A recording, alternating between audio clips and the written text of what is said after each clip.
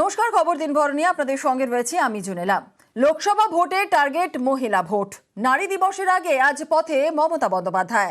পদযাত্রায় যোগ দেবেন অভিষেক বন্দ্যোপাধ্যায়। আর এই পদযাত্রা কলেজ স্কোয়ার থেকে ধর্মতলা পর্যন্ত এই পদযাত্রা হচ্ছে। লোকসভা ভোটে টার্গেট মহিলা ভোট। নারী দিবসের আগে আজ পথে মমতা বন্দ্যোপাধ্যায়।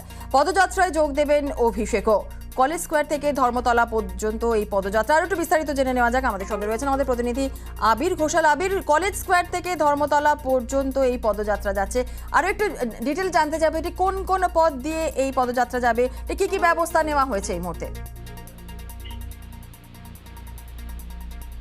আবির,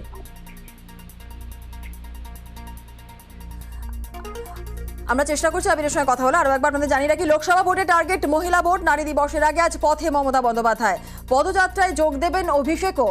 আমাদের সঙ্গে রয়েছেন আমাদের প্রতিনিধি আবির ঘোষাল, আরো বিস্তারিত বলবে। আবির, কলেজ স্কোয়ার থেকে ধর্মতলা পর্যন্ত এই পদযাত্রা। আবির,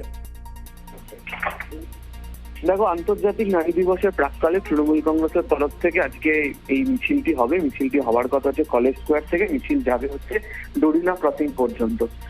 তুমি জানো যে ইতিমধ্যে প্রধানমন্ত্রী নরেন্দ্র মোদী তিনবার ইতিমধ্যে এক সপ্তাহের মধ্যে সভা করে তুলেছেন হচ্ছে এই রাজ্যে, এবং বিজেপি শিবিরের তরফ থেকেও হচ্ছে সন্দেশখালী ইস্যু নিয়ে লাগাতার তৃণমূল কংগ্রেসকে আক্রমণ করা হচ্ছে। এই রাজ্যে মহিলারা সুরক্ষিত নয় এমন অভিযোগের কথা বারবার ধরে তুলছে। রাজ্য সরকারের তরফ থেকে যেমন সামাজিক একাধিক স্কিম রয়েছে, বিশেষ করে লক্ষ্মীর ভান্ডারের মতো ইস্যুকে সামনে রেখে তৃণমূল কংগ্রেসের তরফ থেকেও লোকসভা নির্বাচনে পাল্টা প্রচারে জোর দেওয়া হচ্ছে। এছাড়া হচ্ছে গুজরাটের বিলকিস বানোর ধর্ষকদেরকে ছাড়ার ঘটনা পরে সুপ্রিম কোর্টের নির্দেশে ফের তাদের জেলে পাঠানোর মতো ঘটনা। এছাড়া হচ্ছে আরো একাধিক ইস্যু ইতিমধ্যে তৈরি হতে শুরু করেছে, যেগুলোকে ঘিরে বিজেপি শাসিত রাজ্যগুলোর অবস্থা নিয়ে তৃণমূল কংগ্রেসের তরফ থেকে লাগাতার আক্রমণ চালানো হচ্ছে। এই পরিস্থিতিতে দাঁড়িয়ে বিজেপি বা প্রধানমন্ত্রী নরেন্দ্র মোদী যে অভিযোগগুলো করেছেন আজকে তারই পরিপ্রেক্ষিতে এই জবাব এই মিছিল থেকে তৃণমূল কংগ্রেস দেবে এমনটাই রাজনৈতিক মহলের ধারণা। মমতা বন্দ্যোপাধ্যায় এবং অভিষেক বন্দ্যোপাধ্যায় দুজনেই মিছিলে থাকবেন। দুপুর নাগাদ মিছিল শুরু হবে। মিছিল শুরু হবে, যেটা তোমাকে শুরুতেই বললাম, কলেজ স্কোয়ার থেকে। মিছিল আসবে সেখান থেকে একেবারে হিল সিনেমা পর্যন্ত, সেখান থেকে সুবোধ মল্লিক স্কোয়ার হয়ে এস এন ব্যানার্জি রোড ধরে মিছিল আসবে হচ্ছে একেবারে ডোরিনা ক্রসিং। সেখানে একটি ছোট সভা করারও কথা রয়েছে। বেশ বেশ বেশ আবির, আমাদের সঙ্গে থাকো।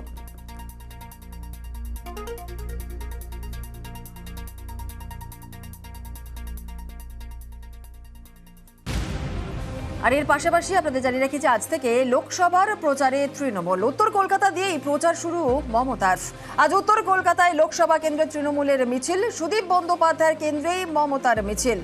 আরো বিস্তারিত বলবে, আমাদের সঙ্গে রয়েছেন আমাদের প্রতিনিধি আবির ঘোষাল। আবির, তাহলে লোকসভার প্রচার শুরু হয়ে গেল তৃণমূল কংগ্রেসের। উত্তর কলকাতা দিয়েই প্রচার শুরু করছেন মমতা বন্দ্যোপাধ্যায়। আবির,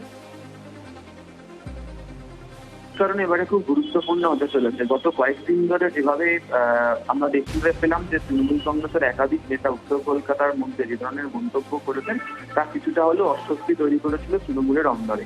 এরই মধ্যে দেখতে পাওয়া গেল যে তাপস রায় তিনি দল বদল করলেন, তিনি তার বিধায়ক পদ ছাড়লেন, এবং তিনি লাগাতার উত্তর কলকাতার যে সাংসদ তৃণমূল কংগ্রেসের সুদীপ বন্দ্যোপাধ্যায়কে তাকে আক্রমণ শানিয়েছেন।